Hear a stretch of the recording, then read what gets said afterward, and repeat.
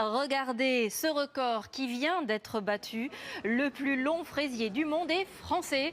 Réalisé hier soir à Argenteuil, 121 mètres de long. Le gâteau a ensuite été distribué aux habitants et à différentes structures et associations de la ville. Ah bah là, le pâtissier, il est français. Ah, c'est bizarre, tiens, attends. Bon, pour remettre un petit peu, le fameux pâtissier en question s'appelle Youssef El Gâtou et il est donc marocain. Enfin, il est marocain-français. Mais pourquoi je vous dis ça?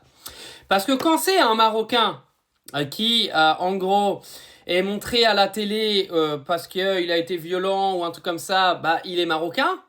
Et puis, bah, quand il réalise le plus grand fraisier du monde, bizarrement, il est devenu français.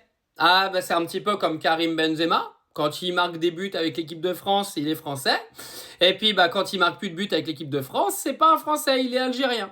Un petit peu comme tous les sportifs de France, dès qu'ils réussissent quelque chose, ils sont français.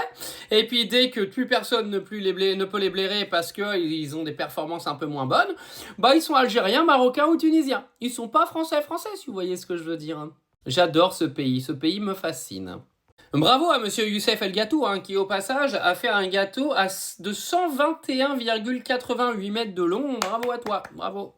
Moi je trouve ça magnifique que la France batte un record du monde avec un pâtissier qui est donc franco-marocain.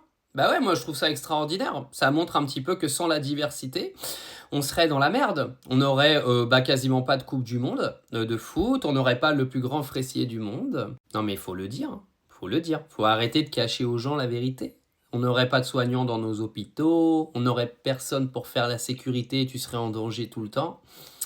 Ah bah on doit pas tout politiser, mais bon, faut arrêter l'hypocrisie un petit peu.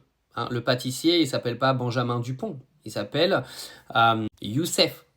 Alors voilà, faut le dire. Bravo Youssef. Et bravo le Maroc d'illuminer notre pays. Au passage, pour ceux qui n'avaient pas suivi, le Maroc a été le gagnant du grand concours Instagram de l'année dernière, de la meilleure gastronomie et meilleure cuisine du monde. Donc automatiquement, ça se ressent dans les chefs cuisiniers marocains qui sont des gens d'une extrême qualité en termes de cuisine et de gastronomie.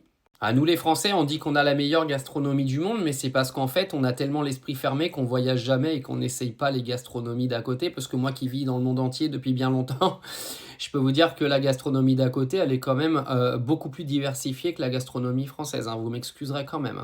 Alors ok, on a une bonne gastronomie et tout. De là à dire qu'on a la meilleure cuisine du monde, déconnez pas non plus les amis. Ou alors voyagez un petit peu pour savoir ce qui se passe à côté quand même. Mais pour terminer cette vidéo... avec une phrase merci à la diversité de ce pays qui fait rayonner la France dans le monde entier. Parce que sans cette diversité, on puerait la merde.